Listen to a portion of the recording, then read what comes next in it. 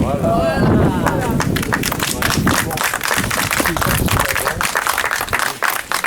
Alors, si vous permettez, j'ai écrit un petit texte. Alors, il faut le lire. Monsieur le maire, monsieur et madame Magne, propriétaires de ce pavillon, les deux pavillons.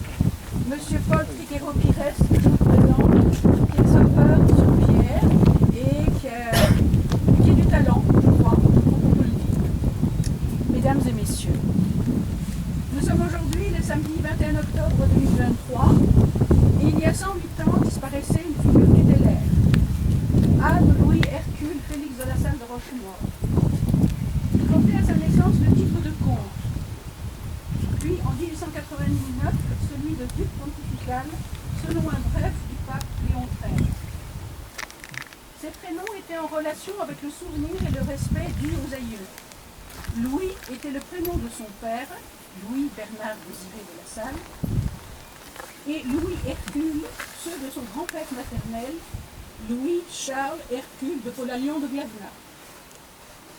Ainsi, la tradition se répétait de génération en génération, même après la fin de ce château de Clavière qu'il avait fait vivre durant de nombreuses années.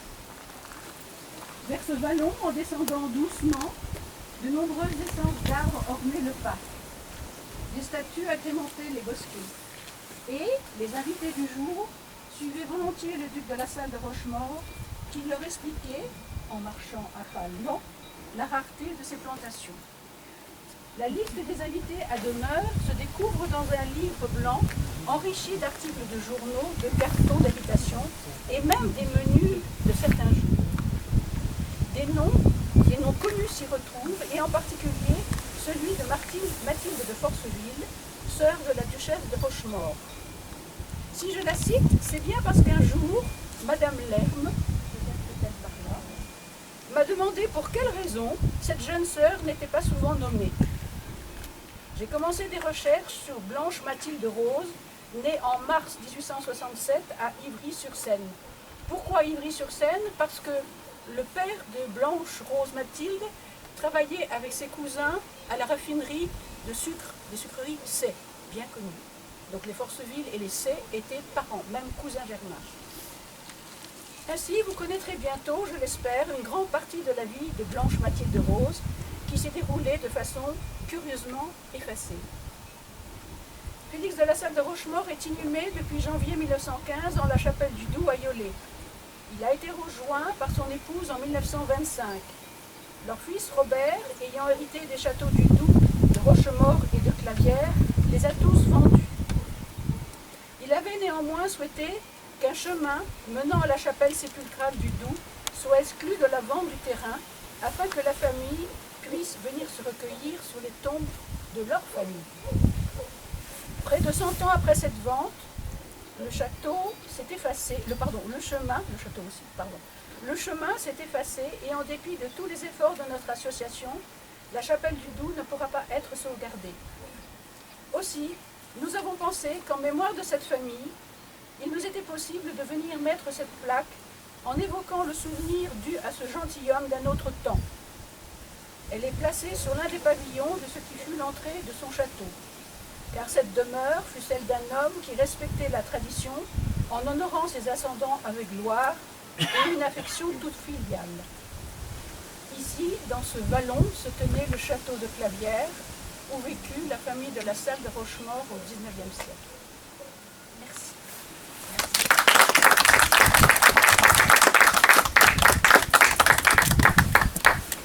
Monsieur le maire, vous voulez dire quelque chose? Très simplement, je suis ravi de voir votre association perdurer.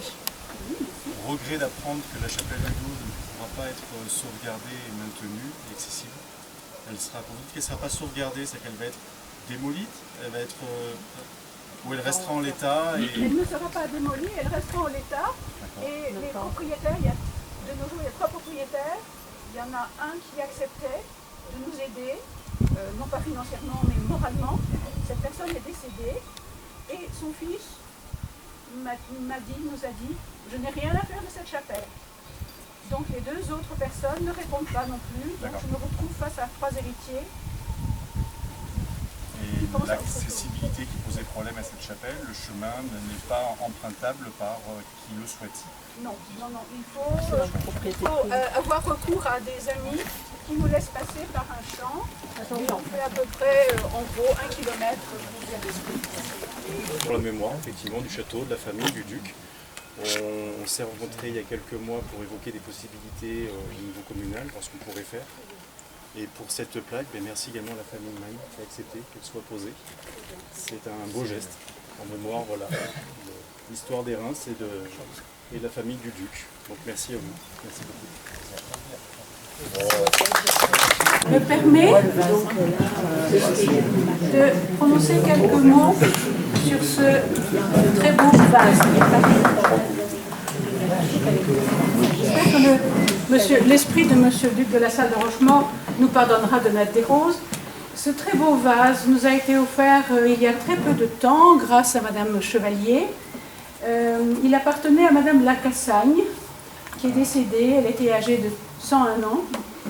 Et sa nièce a découvert dans sa maison deux pots, deux grands pots, des potiches, des grands pots. Alors initialement on disait que c'était des pots à eau, mais ils sont tellement lourds que... Et il y en a un qui porte cette belle couronne, l'autre ne la porte pas. Et nous avons pensé que c'était intéressant de vous mettre au courant et de savoir que peu à peu nous trouvons des choses, des objets qui ont appartenu au duc de la Salle. Avec ces deux pots, il y avait 4 tableaux. 3 qui ont le même encadrement, et un qui n'est pas du tout encadré, qui est en très mauvais état, et qui représenterait, je dis bien au conditionnel, le château de Clavières avant d'être restauré en style troubadour.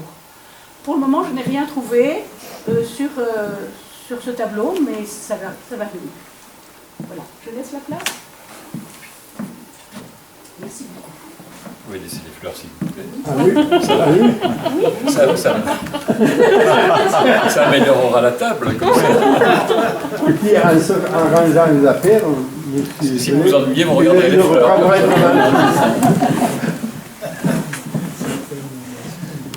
Bon, ben on commence. Le pinceau commence. Allez. Vous voyez la photo d'introduction, vous reconnaissez tous le château de Clavières, et 2 personnages, un que vous avez connu, c'est le duc de la Salle, et l'autre, il est beaucoup moins, et je pense même qu'il vous est inconnu, c'est Hugues Rispal, qui a été intendant des domaines du duc pendant plus de 20 ans. Donc il y a peu de temps, quelques mois quand même, j'ai été contacté par une famille des environs d'Aurillac, qui m'a proposé de consulter les courriers que le duc de la Salle de Rochemaure avait envoyés à leur aïeul, Hugues Rispal, qui avait été donc l'intendant du duc.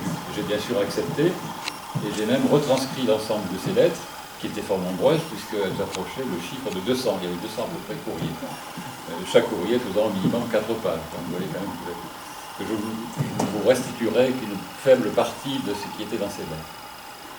Alors, en contrepartie, je me suis engagé à ne pas me référer aux patronymes qui étaient mentionnés dans ces courriers. Il est vrai que le duc de la Salle avait parfois la plume un peu acerbe, un peu incisive à l'égard de certains de ses fermiers. Pas tous, mais certains. Ça a été un plaisir pour moi de retrouver ces courriers et d'y retrouver à l'intérieur le talent d'écriture du duc de la Salle.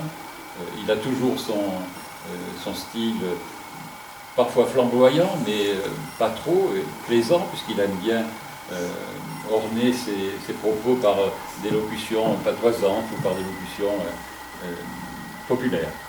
Et puis il montre surtout, c'est ce que j'ai aussi apprécié dans ses courriers, même si c'est qu'une confirmation, il a toujours une attention très poussée envers ses correspondants, que ce soit un prince comme le prince Henri d'Orléans ou que ce soit envers le premier de ses serviteurs comme Hugues Rispal. Beaucoup d'attention, beaucoup de considération et voire de l'amitié, puisque c'est une amitié qui va réunir ces 2 hommes à l'origine si différente. Donc c'est ce duo fait du propriétaire terrien et puis de l'intendant qui va s'acharner à gérer au mieux les nombreux domaines du duc de la Salle. Voilà comment le duc de la Salle lui-même expose sa charge de propriétaire terrien. N'allez pas croire que les propriétaires ruraux n'ont rien à faire. Quelle serait votre erreur? Avant d'avoir protégé les haies contre les empiètements du voisin, vérifier les bornes, surveiller les eaux pour ne pas laisser changer les jours de prise, compter les factures de livraison des fromages, suivi les foires et les marchés, relancer les fermiers qui, braves gens, sont toujours plus disposés à battre en retraite et à crier misère qu'à payer leurs termes. Je vous affirme qu'il ne leur en reste guère pour vider bouteilles en lisant les journaux. Et c'est là, je vous assure, pure vérité. La citation suivante, je l'ai empruntée à Jean d'Ormesson, qui parle de l'intendant dans Au plaisir de Dieu. Mais cet intendant pourrait être tout aussi bien l'intendant du duc de La Salle. Personne d'entre nous n'aurait été capable de dire par quelle voie mystérieuse l'argent parvenait à se transformer en tuiles neuves sur les toits, en balles masquées, etc. Il y avait pour s'occuper de ces transmutations fantastiques un personnage très important, c'était l'intendant. Alors, ce duo propriétaire-terrien-intendant dont je vous ai parlé est classique dans l'organisation des patrimoniales. Il est quand même improbable, je vous ai dit tout à l'heure qu'ils étaient différents, leur éducation, leur richesse, leur personnalité étaient à l'opposé l'une de l'autre. Et pourtant, l'un et l'autre avaient une considération amicale pour l'autre. Et ils avaient surtout un point commun, c'est qu'ils partageaient un grand amour de la terre au sens de la glèbe, pas la terre en tant que nation, bien sûr. Et cet amour de la terre, il trouve à s'employer pour l'un et pour l'autre sans difficulté, tant les domaines du duc de La Salle sont importants. Il a 9 domaines. Le Doubs et Clavières étant les plus importants et comptant pour chacun d'entre eux plus de 100 hectares. Alors, 9 domaines, ça veut dire 9 fermiers ou 9 métayers. Vous imaginez les difficultés de gestion pour l'intendant de mettre tout ce monde au diapason. Le duc de La Salle aura d'ailleurs à un moment donné l'intention de les regrouper en 3 domaines. Mais il abandonnera, je ne sais pas pour quelle raison, c'était peut-être difficile de le faire. Alors, ces domaines sont composés de prairies, des terres arables, et puis aussi des montagnes, parce qu'il s'agissait, pour le duc, d'avoir du fromage pour pouvoir le vendre. Puisque vous savez que les régimes de gestion des baux, c'est soit le fermage, soit le métayage, et il utilisait les deux. Le fermage, le fermier se contente de donner un loyer à son propriétaire, alors que le métayer, comme le propriétaire, partage les charges et partage également les revenus. Et c'est pour cela qu'on est dans une situation un peu étrange, c'est-à-dire que le duc de La Salle est propriétaire en propre d'un cheptel de Beauval. Et qu'à la fin du contrat de métayage, qu'on appelle l'exit, il doit faire le point avec le métayer pour savoir qu'est-ce qui appartient à chacun d'entre eux. Et puis, puisqu'il partage les bénéfices, il partage aussi notamment les fromages. Et donc il reçoit des dizaines chaque année de fourmes de fromage qui s'emploient à vendre mieux à un commerçant d'Aurillac. Et il en parle souvent dans ses courriers. Malheureusement, je pense que le commerçant d'Aurillac a beaucoup plus de force pour le négocier que le duc qui passe à autre chose et qui ne vend donc pas forcément au meilleur prix. Alors ces domaines, le duc les a pour une grande partie en héritage, notamment l'héritage maternel, mais il a tout au long de sa vie cherché à accroître ces domaines, ces terres. Alors la première raison de cet achat compulsif, quasiment frénétique, à acheter tout au long de sa vie, il le tient d'une conception terrienne de la noblesse. Il estime qu'un noble doit rester fidèle à ses terres, à ses racines. Un noble qui oublierait cela et qui oublierait qu'il y a des gens qui travaillent pour son domaine, oublierait leur origine. Donc cette notion de noblesse terrienne, elle est déjà, à l'époque du duc, bien désuète. Et elle a été remplacée par une aristocratie citadine, une aristocratie parisienne, où on vient pendant quelques semaines d'été en villégiature dans le château du Cantal, et puis après on repart à Paris. Alors le duc de La Salle ne fait pas partie de ces gens-là. Certes, il voyage beaucoup, en Europe, en France, bien sûr, mais il vient à Clavières, comme au Doubs, à n'importe quel moment de l'année, quelles que soient les conditions climatiques, lorsque ses affaires l'exigent. Alors, vous voyez, sur cette photographie, que je trouve intéressante, on voit le train de Paris qui arrive en gare du Luron en 1906. Et je pense qu'on pourrait, sans trop d'efforts, penser que le duc de La Salle est dans l'un des wagons de queue à structure en bois et probablement mal calfeutré. Voilà ce qu'il écrit à son intendant lorsqu'il part de Paris pour aller à Aurillac le 24 avril 1896. Ça se passe au mois d'avril. Je suis tellement enrhumé, j'ai l'influenza si fort que j'ai bien cru ne pas pouvoir partir. Mon médecin est venu ce matin me tourner et me retourner. Il m'a permis de faire un wagon bien fermé et encore de jour et pas de nuit le voyage d'Aurillac. Mais il m'a absolument défendu d'aller ni à Clavières ni au Doubs, de m'exposer à aucun courant d'air, bref, de faire attention et d'être très prudent. Comme je rentrerai définitivement en Auvergne dans un mois ou 5 semaines au plus tard, les affaires n'en souffriront pas. Donc j'arriverai à Aurillac le dimanche soir après-demain, à 10h du soir. J'irai coucher à l'hôtel de Bordeaux où j'ai recommandé d'avoir une chambre chaude. Il n'avait pas encore installé le calorifère au château de Clavières, comme il le fera dans l'extension du château.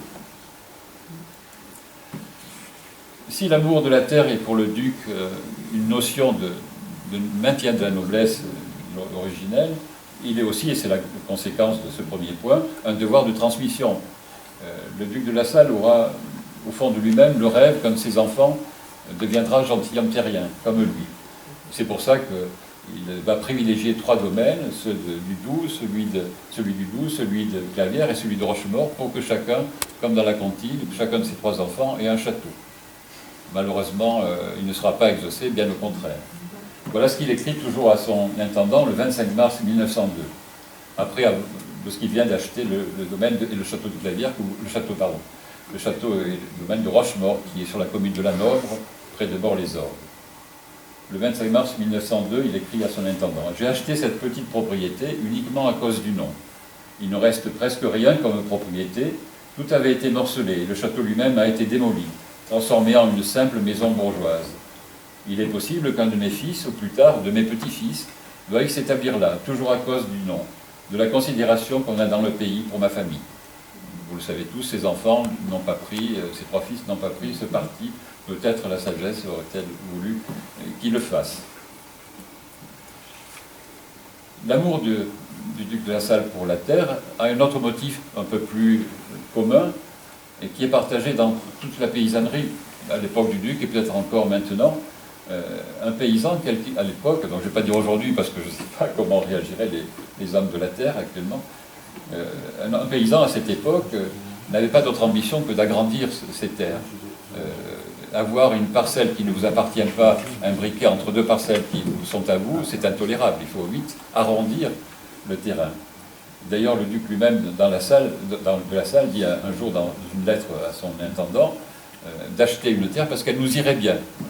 Ça ne veut pas dire qu'elle produira des revenus supplémentaires, ça ne veut pas dire qu'elle affichera une richesse matérielle, mais elle nous arrangera bien, c'est-à-dire que ça sera plus beau, le domaine sera bien, ne sera pas morcelé. Et donc, le duc de La Salle, il faut quand même le rappeler, on l'oublie souvent, on le voit comme un homme du monde, un homme d'église, mais il est aussi un homme de la glèbe, profondément, il est paysan, si on peut dire, au sens noble du terme. La photographie que vous voyez là, c'est une photographie de la grange, dite des Bœufs, je crois, et de l'écurie, qui était juste en dessous du château de Clavières, et qui n'existe plus de nos jours. On voit quand même que c'était un bâtiment très conséquent, avec un troupeau de vaches de salaire devant, dont un certain nombre lui appartenait probablement. Et cette grange est tout près du château, on verra que ça peut poser des problèmes au duc comme aux fermiers. Alors je vous ai dit que le duc avait une sorte de compulsivité d'achat, ce qui fait que dans ses courriers à l'intendant, il oscille entre impulsivité pour acheter quelque chose, et puis raison à ne pas acheter parce qu'il n'est pas sûr que cela soit profitable. La raison est souvent mise de côté pour l'impulsivité. Voici quelques extraits de courrier, mais il pourrait y en avoir bien d'autres. Il écrit à Paris le 21 avril 1888. « Mon cher Ispal, voilà 2 jours de suite que le propriétaire de Bassignac vient me voir. Je comprends qu'il a une envie terrible de vendre, et moi je n'ai pas la moindre envie d'acheter. Je suis presque sûr que nous ne tomberons pas d'accord, mais enfin, si vous voulez la donner moitié pour autre, ce qui n'est pas probable, je me déciderai peut-être. Combien croyez-vous qu'on puisse affermer Bassignac en ce moment? Donnez-moi votre avis. Je n'ai pas besoin de vous dire qu'il faut me dire plutôt moins que plus, parce que je reculerai ou avancerai suivant le prix que vous m'affirmerez qu'on peut affermer tout de suite. Dieu console, ces propriétés donnent trop de peine en ce moment pour qu'on ait envie d'en acheter encore. Donc on ne sait pas trop ce qu'il veut. Il veut acheter, il ne veut pas acheter, et à la fin du compte, il achète. Paris, le 16 mars 1889. Je ne suis pas d'avis de faire des folies extrêmes. À présent, si pour une pièce de 1000 ou 1500 francs, une pièce de terre, de plus ou de moins, on peut faire l'affaire, il faut en faire le sacrifice avant d'y renoncer. Clavière, le 18 septembre 1889. Je vous écris pour vous donner encore de la peine. Je vous envoie une lettre de D, le chaudronnier, qui me propose un lot attenant à Capels. Un jour que vous irez à notre montagne, faites-moi le plaisir de voir cela, si ça pourrait me convenir. Et dans ce cas, savoir au juste ce que le fermier en donnerait de ferme. La grange dont parle D était-elle couverte en tuiles? De quelle longueur? Enfin, je vous prie de regarder cela un ami. S'il y avait lieu, nous irions le voir, mais il faut savoir avant tout si ça ferait mon affaire, combien ça rapporterait, combien on en voudrait. Le style quand même du duc qui écrit à son intendant est quand même, paraît recherché, mais il était tout naturel, sous la plume du duc. J'en termine avec deux autres citations. Paris, le 19 avril 1890. Je reçois une lettre de V qui me dit que le petit bien d'un paysan de Badaillac se vendra au tribunal le 25 avril, et qu'il y a surtout un petit prêt dont la mise à prix est de 500 francs qui me conviendrait. Vous savez que je n'ai pas envie d'acheter des biens à Badaillac, ni d'augmenter cette propriété qui m'a donné plus d'ennuis que d'agréments. Mais enfin, si ce petit prêt est bien situé pour moi et se vend à la raison, il est évidemment à propos de l'acheter. Clavière, le 4 octobre 1896. Pour le prêt de M. M. Aurieux, c'est près du Doubs, le notaire est venu ici me le proposer. Ce prêt à 5 journaux. Le journal, c'est une unité de superficie qui correspond à ce qui peut être... comment dire, voilà. C'est une terre arable qui peut être traitée en une journée par un attelage. Donc ce prêt à 5 journaux, il m'en demandait 2200 francs le journal, je lui en ai offert 1800 francs. Nous verrons ce qu'ils diront. Je leur ai dit que je leur prendrais aussi, s'ils voulaient la vendre, la grande terre qui servait de package de chevaux le long de la route. Vous devriez dire au fermier de Caillac, le château de Caillac, de pousser M. M à vendre cette terre. Elle nous irait bien, c'est ce que vous disiez tout à l'heure. Et puis, parfois, il a raison l'emporte, et il dit dans une autre lettre, « Enfin, j'ai envie quelquefois d'envoyer au diable toutes les propriétés qui donnent souci, ennui et peu d'argent. » Et puis, il revient vite, il abandonne vite sa raison. Le 25 mars 1902, au sujet du domaine de Rochemaure qu'il vient d'acheter. Mon idée est sans folie, à mesure que cela se présentera, d'acheter toutes les parcelles qui sont entre moi et la route, de façon à ce que si on construisait un mur le long de la route sur une longueur de 2 ou 3 km, la propriété se trouverait fermée comme un jardin, et tout entière formerait un magnifique parc où on sèmerait du sapin dans les mauvais terrains et conserverait les bons prés et les bonnes terres. J'en resterai là pour les achats. Toutes ces acquisitions, il faut quand même qu'elles aient un but. Et le but premier, c'est la rentabilité financière. Car il faut que le duc de La Salle et sa famille tiennent leur train de vie, qui est quand même un train de vie extrêmement onéreux. Alors, les revenus qui viennent de la terre ne sont pas les principaux revenus du duc de La Salle. Il le dit lui-même dans un de ses courriers, sans donner plus de précision. Il a des placements importants. Sa femme, son épouse, fait également des placements importants. Madame de la Tour d'Auvergne a parlé tout à l'heure de la société C, des gars C, où ils ont en effet des actions. Voilà, je reviens encore à Jean d'Ormesson, qui dévoile l'importance de l'intendant pour faire entrer l'argent dans la bourse du duc de La Salle. L'argent surgissait des champs, des forêts, de la pierre, pour se précipiter docilement entre les mains de l'intendant, d'où il ressortait sous les espèces des cochers, des valets de pied, des cuisiniers, des jardiniers. C'était si simple d'être riche. Alors le duc de La Salle ne partage pas tout à fait ce point de vue, parce qu'il se plaint sans arrêt. Alors, la photo, simplement, que vous voyez là, vous la connaissez peut-être, c'est une des réceptions nombreuses du duc de La Salle. On le voit caché en troisième rang, je ne sais pas si vous l'apercevez, avec sa barbe caractéristique, le bas du visage caché. La duchesse de La Salle est assise bien sûr, au premier rang, et elle est à côté du prince Henri d'Orléans. Et de l'autre côté, mais j'en suis pas sûr, le général Prax, qui était aussi quelqu'un qui avait un château pas très loin d'ici, je crois, mais peut-être du côté d'Ytrac. Et les autres personnages, si vous avez des idées, ça m'intéresserait de savoir qui ils sont, mais c'est toute la noblesse locale, et puis beaucoup d'ecclésiastiques, évidemment. Donc, c'est si simple d'être riche, le duc de La Salle n'est pas tout à fait d'accord, parce qu'il n'arrive pas à faire entrer ses fermages. Alors voilà quelques extraits aussi de ces lamentations auprès de son intendant, le 7 octobre 1893. En entrant à Clavières, j'ai repassé en revue les comptes de chaque fermier. Il en a 7. Il en a 9, pardon. Et j'ai beaucoup pensé et réfléchi à la situation, à notre manière de gouverner ces domaines. Vous vous en occupez très activement, moi-même m'en occupe, et pourtant le résultat n'est pas brillant. Partout nous avons d'énormes retards. Nous laissons des 8 et des 10 du mois se passer, et les fermiers ne se donnent même pas la peine de s'excuser, de ne pas porter l'argent qu'ils doivent depuis 8 mois ou 1 an. Paris, le 23 février 1895. Mon cher Ispal, qu'est-ce que nous allons devenir?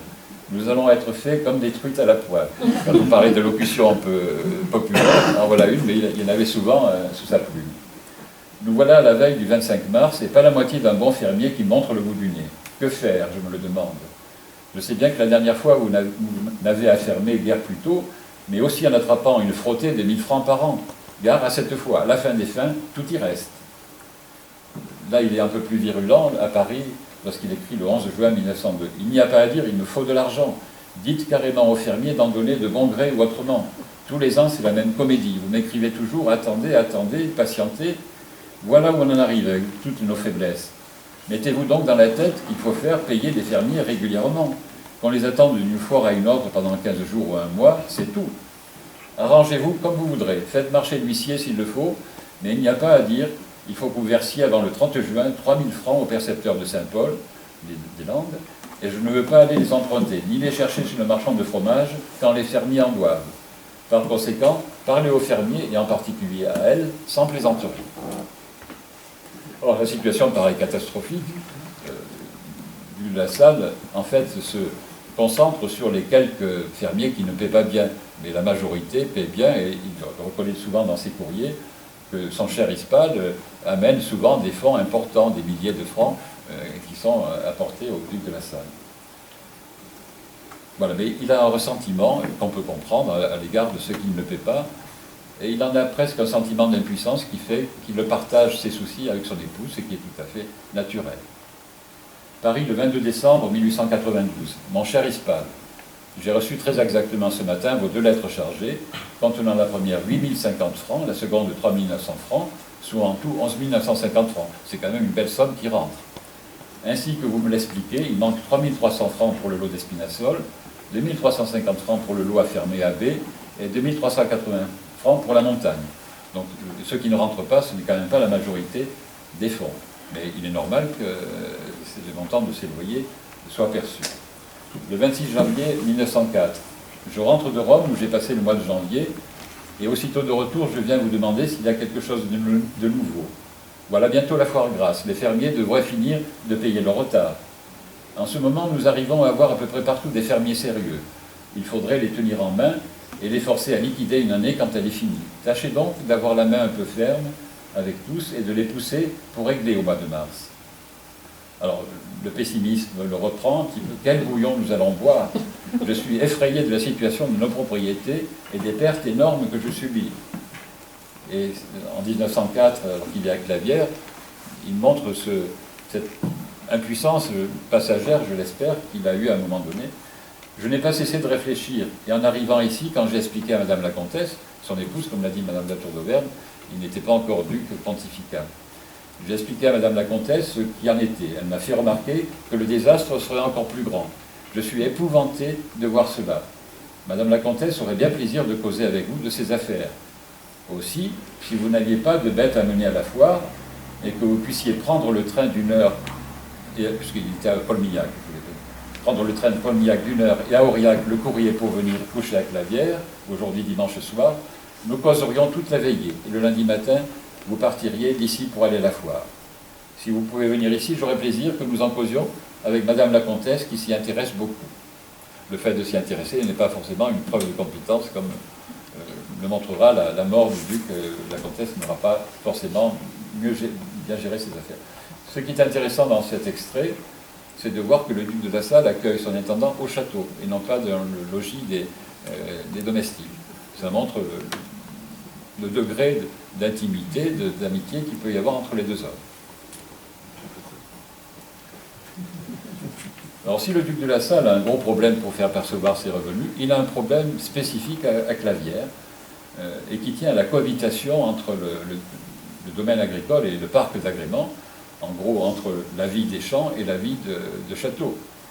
Sur la photographie que vous voyez là, on voit le château et on voit la grande grange au bœuf qui est juste à côté, qu'il a fait construire. Vous voyez tout autour l'arasement des terrains qu'il a fait pour pouvoir implanter cette grange. Il y a quand même très peu d'espace entre le château et la grange. Et tout autour, c'est à la fois un parc d'agrément et c'est par morceaux aussi des terrains agricoles. Donc il y aura forcément des problèmes de cohabitation. Voilà, monsieur.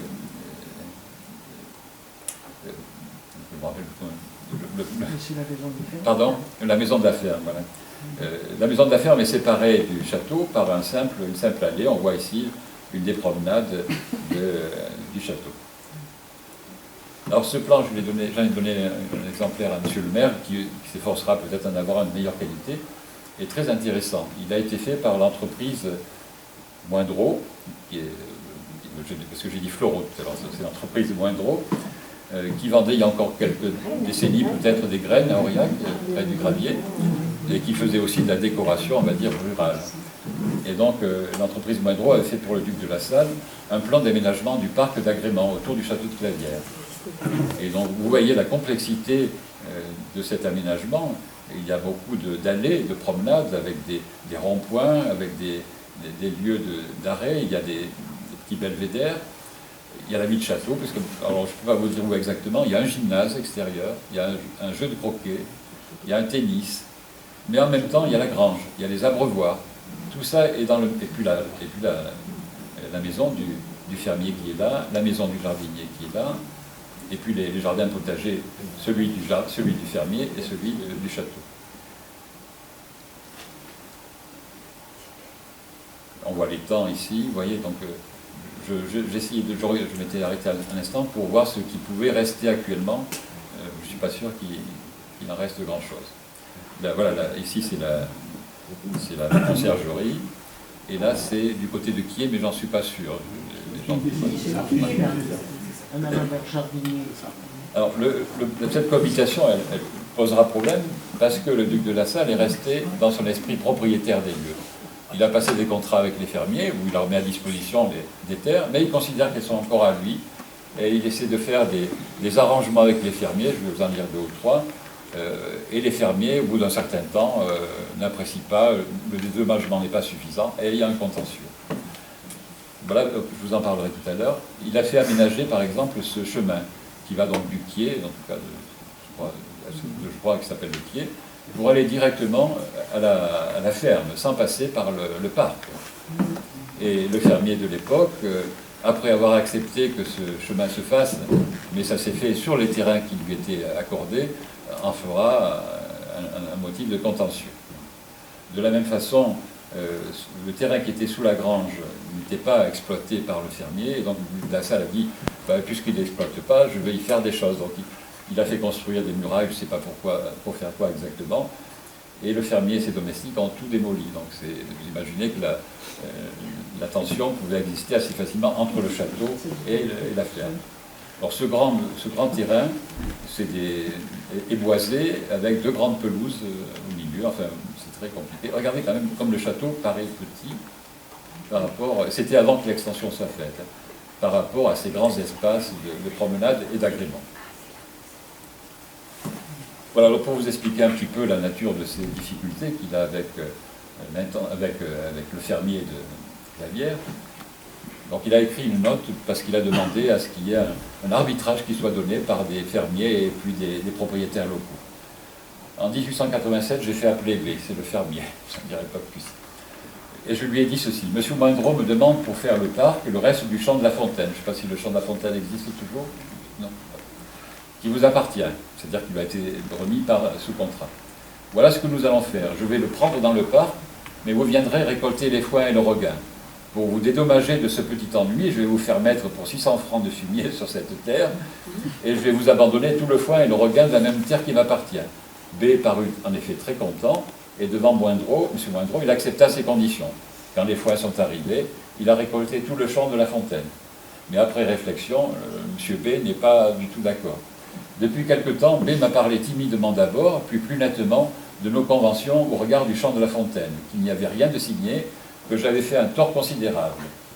Voyant que B voulait exploiter la situation, s'était probablement laissé monter la tête et espérer en faire des rentes avec cela, j'ai laissé parler. B me demande de lui payer chaque année à peu près la valeur du terrain à vendre. Je gagnerai donc droit à lui faire cadeau de cette propriété. Après une pareille prétention, il n'y a rien à ajouter. Je suis sûr de mon fait. Aussi, j'ai répondu à B que je consentais à soumettre la chose à un ou deux hommes sérieux et connaisseurs. Je ne veux ajouter autre chose et laisser juger. Les relations ne sont pas au fixe. L'histoire du chemin qui part de Kiel. Pendant l'été de 1887, je me suis décidé à faire une route de la Grille à Kiel et j'ai pris un peu de terrain à B, au fermier, environ un tiers ou une demi-cétérée,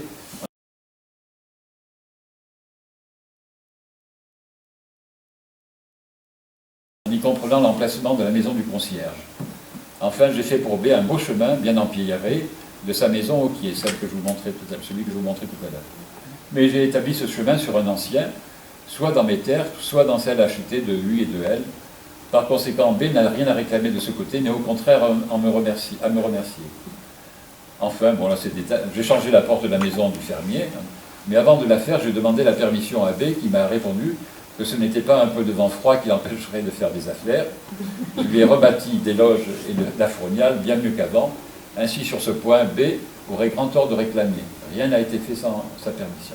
Vous voyez donc à l'œuvre un propriétaire terrien qui est bien loin du duc qu'on imagine dans les salons parisiens ou dans les cours européennes.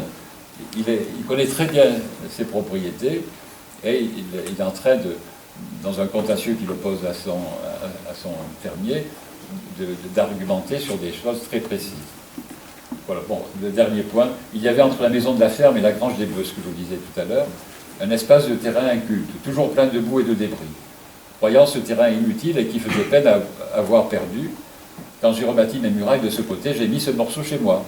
Il avait mis en location à son fermier, mais comme il n'était pas utilisé, il a considéré qu'il pouvait le reprendre. C'était à lui. C'est ce qui était vrai. J'avais bien tout clôturé en fil de fer qui m'ont coûté très cher, mais avec un plaisir de sauvage, les boviers de B ont tout brisé à plaisir. Voilà, bon, après je fais. Voilà. Malgré tout, c'est un patron bienveillant. Vous reconnaissez un des deux pavillons du concierge, avec probablement la femme du concierge, et puis je ne sais pas qui est à vélo. En tout cas, il y a quelques poules aussi qui sont devant des personnages. C'est un patron bienveillant parce qu'il permet à ce que des familles entières subsistent sur ces terres. Je vous ai mis l'effectif du domaine de Clavière, l'effectif des gens qui vivent sur le domaine de Clavière en 1901. Je n'ai pas mis le personnel qui travaillait au château. Il y a 31 personnes, hommes, femmes et enfants, qui y vivent avec 4 familles. Il y a la famille du palefrenier, la famille du jardinier, la famille du concierge, celle du fermier et puis une petite famille, celle de la lingère. Le fermier doit avoir 10 ou 11 domestiques qui vivent dessus. Donc ça fait quand même 31 personnes, même si elles ne travaillent pas toutes, qui vivent sur ce seul domaine. Alors il y a des domaines où il y a moins de personnes. J'imagine qu'à Rochemort, où il n'y a personne qui vit à demeure, il y a moins de monde. Mais malgré tout, je pense qu'il y a plus d'une centaine de personnes, peut-être voire plus, 150, qui vivent grâce au château et au duc de la Salle. Je ne sais pas si vous est-ce qu'on peut lire les noms, est-ce que vous reconnaissez certains de vos parents, de vos ancêtres, prédécesseurs? Non, ça ne vous dit rien. Il y a des Roussillons, il y a des Rigal, des Raux. Bon. Non. Donc j'aurais pu laisser les noms et pas mettre les initiales s'il n'y a pas de descendants. Alors il arrivait au duc de la Salle d'être parfois un peu dur avec ses fermiers. Il était aussi beaucoup plus amical avec d'autres, et selon un principe qui était lié à ce que je vous disais tout à l'heure, la noblesse terrienne. Lorsque des domestiques ou lorsque des fermiers étaient issus d'une sorte de généalogie, on va dire, ancienne, si c'était des gens dont les parents avaient travaillé pour ses parents, pour ses grands-parents, il estimait qu'ils avaient rempli un devoir de loyauté que lui-même devait l'avoir à leur égard. Voilà, donc ça explique un peu cette ambivalence par rapport à ses employés. En 1884, il écrit toujours à Hugues Rispal. J'ai vu hier samedi, après vous avoir quitté, la personne dont nous parlions. C'est un fermier, il cherche à avoir un fermier. Franchement, j'ai trouvé à cet homme l'air si bête, si peu intelligent, que j'ai eu peur de me mettre encore un autre en plâtre, comme celui qui y est. J'ai pas mis le domaine. Hein. Moi qui veux avant tout un travailleur sérieux, je vois bien que vous aviez raison de dire que je n'aurai pas quelqu'un pour longtemps. Le 11 mars 1891. C'est égal, c'est fort d'avoir affaire à de pareilles canailles.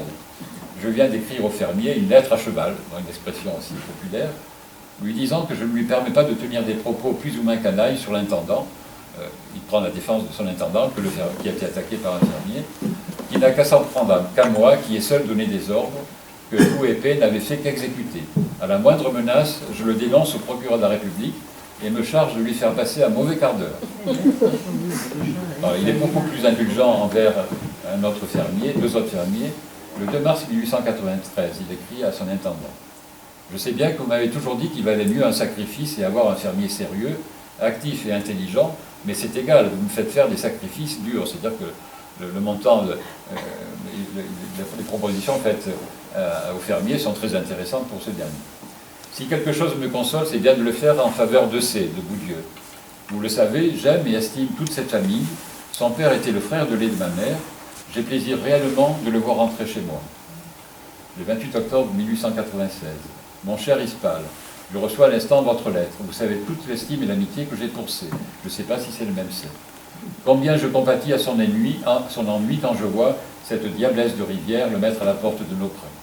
C'est probablement Boudieu étant, je crois, près du Doubs. Je ne sais pas si je ne peux donc pas lui refuser ce qu'il me demande. Et puis, il y a les deux serviteurs exemplaires. Un qui est des Reims, Guillaume Cros, je ne sais pas si ça... Non, la famille Cros, il n'y a pas de...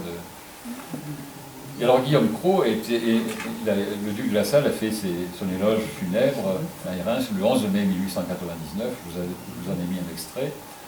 Et c'est quelqu'un dont le père et le grand-père administraient déjà autant des capelles de Clavière.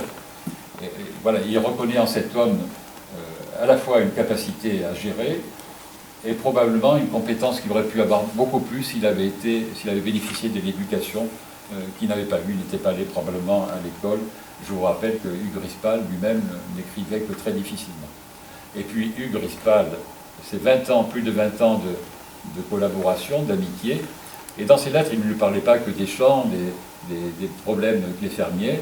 Il lui parlait de ses propres difficultés, notamment de ses ennuis de santé, et il consolait Hugues Rispal de ses propres ennuis de santé, puisqu'il avait 14 ans de plus que le duc, et sa santé devenait de plus en plus précaire. Voilà, je vous laisse lire, c'est des propos un peu qu'on emploie tous les uns et les autres quand on rencontre quelqu'un. Voilà, il faut vous soigner, voyez un tel médecin, etc. Il terminait toujours ses lettres à son intendant par la formule « Tous mes compliments à votre famille et croyez toujours, mon cher Rispal, à mon amitié et à ma considération. » C'est sur ces mots que je vais aussi clore mon intervention. Je vous demande de regarder, après avoir vu tout à l'heure les loges, mais pas la grille et pas le spectacle, le beau spectacle que l'on pouvait avoir lorsque l'on rentrait dans le parc du château de Clavière, le parc dans toute sa beauté. Le mot beauté étant peut-être un peu subjectif, en tout cas beaucoup d'allure. Et c'est l'une des œuvres majeures du duc de la Salle, et sans doute son intendant y a-t-il de façon invisible participé à sa manière. Voilà, merci pour votre attention. Est-ce que j'ai tenu les délais, madame? Parfait, c'est bien. Parce que j'avais une demi-heure. Si vous avez des questions, je répondrai bien volontiers. Non. Oui, si. Ce fermier, si j'ai bien compris, qui était le frère de lait de sa mère. Oui. Et donc c'était quelqu'un qui travaillait au château du Doubs. Oui. Et on pourrait savoir davantage de choses sur lui, puisqu'il était le frère de lait. Je peux vous donner le nom de ce fermier. Après, oui, il faudrait faire des recherches généalogiques. C'est toujours très intéressant d'essayer de Mais voir. vous savez que la famille maternelle du duc était très, très proche. Il faut savoir que sa grand-mère, qui était donc Émilie de Salles-du-Doubs, après baronne de Paul-Allion, de Glavenas, gérait en direct les propriétés. Elle n'avait pas de fermier. Et elle a pris plus tard un fermier. Et Notre Hugues Rispal a été d'abord un fermier du Doubs, d'ailleurs, avant de devenir l'intendant. Ouais. Mais je vous donnerai le nom, en effet, du fermier. Oui, parce qu'on peut apprendre des choses tout d'un coup, en faisant des recherches sur Les frères de lait, ça veut dire que son père avait la même nourrice que la mère de ce famille. Oui, c'est intéressant. savoir qu'elle était la nourrice de sa Mais je vous donnerai volontiers ce nom. Donc ils étaient très proches. Oui, oui. Mais il le dit lui-même, le duc, quand il était enfant, il gambadait dans les prairies avec les enfants des paysans. Et c'est en partie ça qu'il a forgé comme étant un homme proche du peuple et pas seulement des grands de ce monde. Oui. Moi, j'ai entendu parler d'une famille Cross, Ouais. originaire du village de Colaine, sur la Ah, mais c'est commune peut-être, d'Aris. Mais vous ne connaissez pas le statut de cette personne, parce qu'il était par rapport au... Eh bien, il n'était pas tout à fait intendant, mais il avait une vision un peu au-dessus de tous les fermiers. C'était presque un intendant avant Hugues Rispal.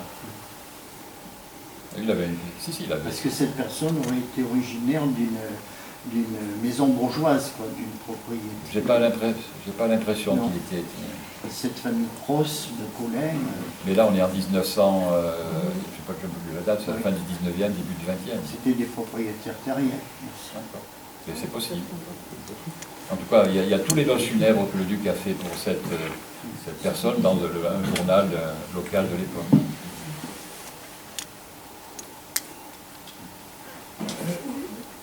Oui, monsieur. Il n'aborde pas avec son gérant les questions financières pour les achats de terres ou autres. Non. Est-ce que toutes ces exploitations s'autofinançaient pour les agrandissements ou pas, ou est-ce qu'il était obligé, ça on ne sait pas à travers Non, cette question. je ne sais pas. On Mais... ne peut pas le savoir, il ne rentrait pas dans ces détails, il s'occupait uniquement et plus que de je pense qu'il y avait ce qui relevait de sa compétence. Je pense que c'était pas peut-être un gestionnaire accompli, je ne sais pas. Hein, pas non plus dénigrer notre ami le duc. Hein.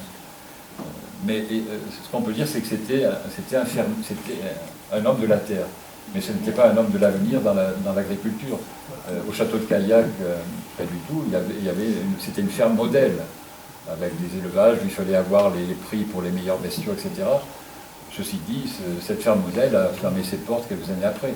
Pour le duc de La Salle, il s'agissait d'avoir des terres et d'en avoir des revenus.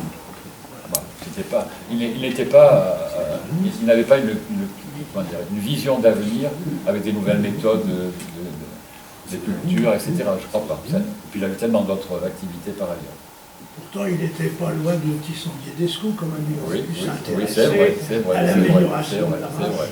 Mais je n'ai pas d'informations particulières, donc peut-être qu'en effet, y attachait-il plus d'intérêt, mais ces fermiers n'ont jamais participé à ces foires où il y a des remises de titres. Voilà.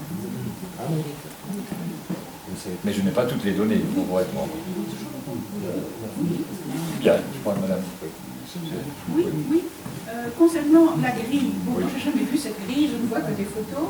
Et quand nous avons été reçus très chaleureusement par monsieur et madame Magne, ils nous ont expliqué quelque chose. J'ai l'impression, moi, quand je vois la grille, qu'elle était toute droite, comme ça, avec les deux piliers. Et madame Magne nous a expliqué qu'elle était un peu en retrait. Elle était un peu en retrait, et que ces deux piliers, on n'en voit qu'un là, étaient vraiment presque 4-5 mètres après la grille. Et c'était un peu rond comme ça.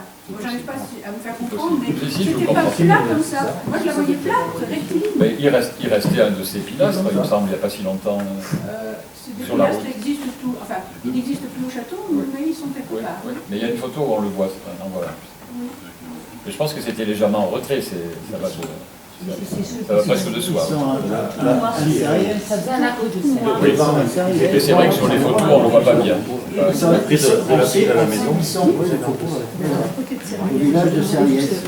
D'accord. C'est ça dont on parlait. Je pense qu'ils étaient légèrement en retrait. Est-ce que c'était un arrondi? Je ne peux pas voir sur les photos. Si. C'est un arrondi. Oui, mais on a connu la grille, hein. Je l'ai connu, moi. Parce que ce qu'on voit dans le terrain, c'est pratiquement 10 ou 15 mètres D'accord. dans le terrain. Ah, ça me paraît beaucoup quand même. C'est pas des bêtises. Ouais, non, mais La grille, elle était légèrement arrondie. Oui, mais en retrait de 10 ou 15 mètres. À l'intérieur, Il y a la maison. à l'intérieur, Les Les maisons, elles sont devant les Nulle grilles. part. La maison, elle est devant les grilles. Ouais, elles sont ouais, Avant la grille, quoi.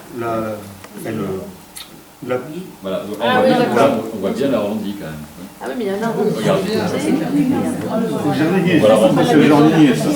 C'est au jardinier. Non, c'est pas la maison du jardinier, c'est la conciergerie. C'est la grille, oui, bien sûr. Oui. C'est la grille. Si, parce que regardez la fenêtre sur la Si, c'est la conciergerie. Et on voit bien qu'en effet, la grille est incurvée. C'est incurvé, là. Et là, c'est la route qui va à Erasme. La fenêtre en haut, non. Ah oui, ça avait été changé. Elle est datée cette photo, non? Il y avait un C'était portail sur un toit de bois. au bord de la maison. 1900, début 20e, Le jardin. c'est pas 1900, 1905, comme ça. Mais c'est un peu les mêmes, de toute façon. Mais je crois que la tour officier pour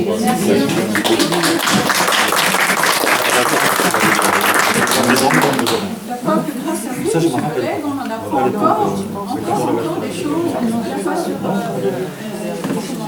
son intendant, ses intendants, avec son intendant fidèle, et puis même ce détail sur la vie que vous n'avez pas compris du tout.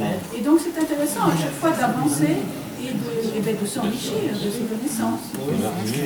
c'est un homme tellement de face qu'il est inépuisable. C'est un homme je le dis souvent, c'est un homme d'église. Il est allé à Rome, il a été nommé camérier secret du pape Léon XIII, c'est quand même pas très fréquent.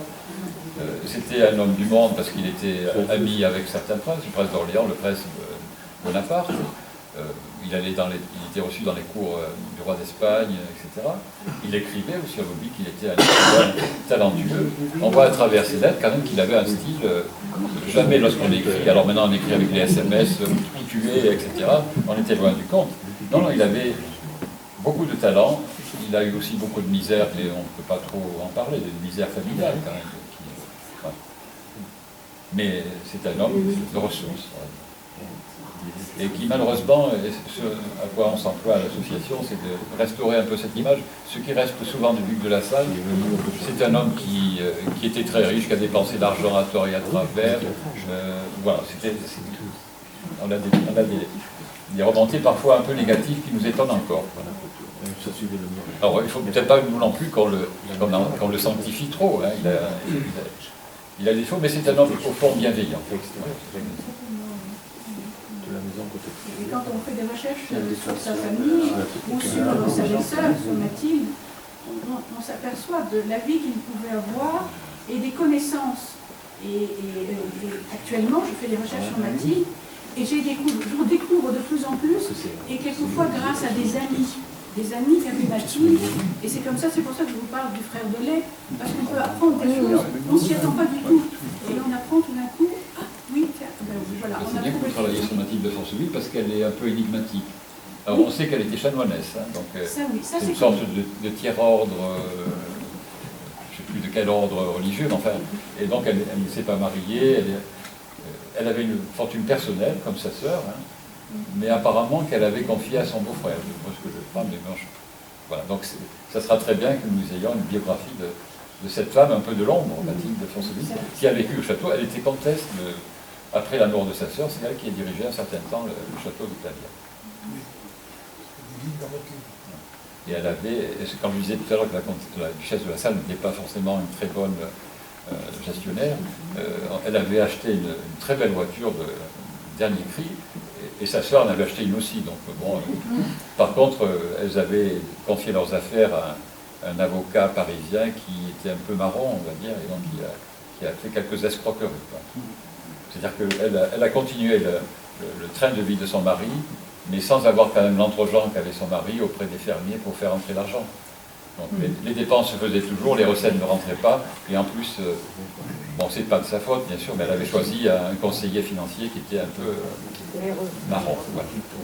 Et tout au long de la vie de Mathilde, on retrouve ce conseiller un peu marrant. Voilà. Une couleur étonnante, mais je veux bien dire. Ben, Voilà. Merci pour votre... Merci. Merci à vous.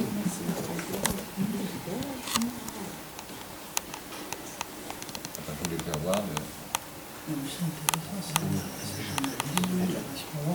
Intéressant aussi, c'est de voir tous les recensements. Alors, voilà. Les recensements donnent aussi une très grande idée. Pour monsieur qui parlait de Cros. Donc, Guillaume Cros était né à Clavière-et-Reims. Mon oncle s'est montré la puissance napoléonienne.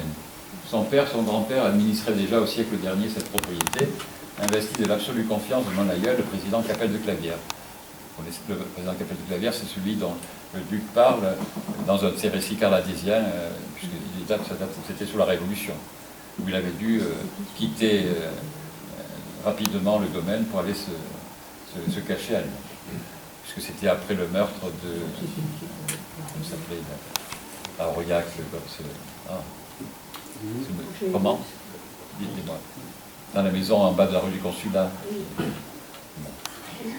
Il y avait un grand édile aurillacois qui avait été assassiné, et les révolutionnaires voulaient tuer M. Capelle de Clavière, qui avait un hôtel particulier qui donnait sur le square, là où il y a le Monoprix.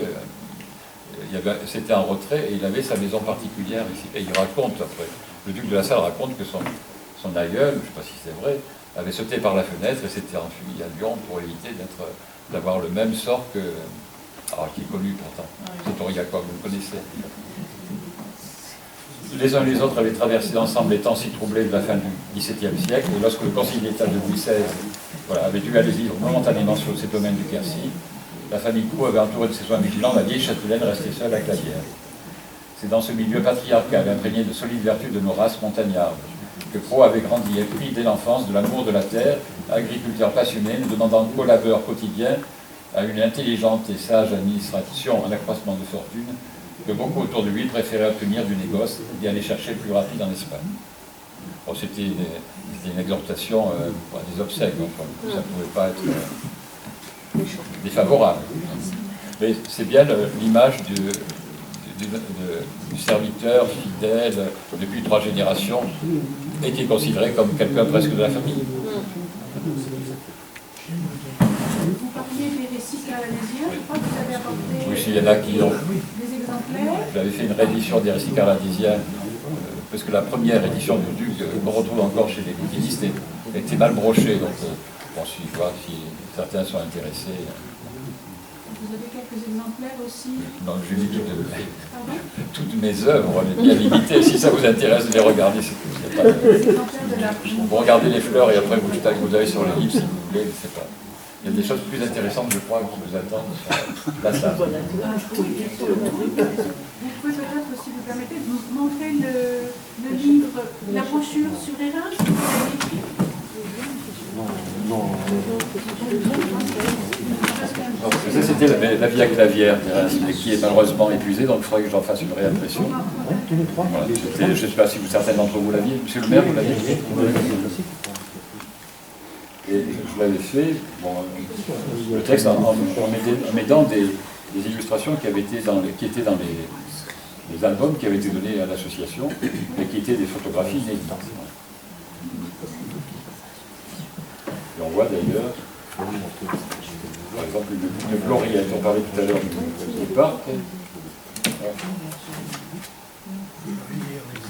Il y avait une grotte à côté de l'étang, où toute la famille a aimé se positionner pour prendre des photos. Il y avait... J'aurais pas pu le voir. Voilà, c'était une gloriette qui n'était pas très belle, mais à chaque rond-point, il y avait ce type d'ouvrage qui permettait de se reposer. Et sur la route qui va encore vers la ferme, on voit des arrondis où il y avait les bancs qui permettaient aux gens de s'asseoir, puisque la promenade était un des loisirs principaux des occupants du château. Et la promenade à cheval ou à pied... Les gars sont partis. Les bancs sont partis. Ben oui. Mais il y a encore la trace de l'arrondi. Oui. Si, c'est original, il ne faut pas le démolir. Ah ben non, c'est un reste. Enfin, les bancs sont partis. Ah, on peut en remettre des bancs, s'il vous plaît. Il faut les chercher. Hein? Il faut les chercher. Ils sont où? À Burc. Ah, c'est un château de De la Fage.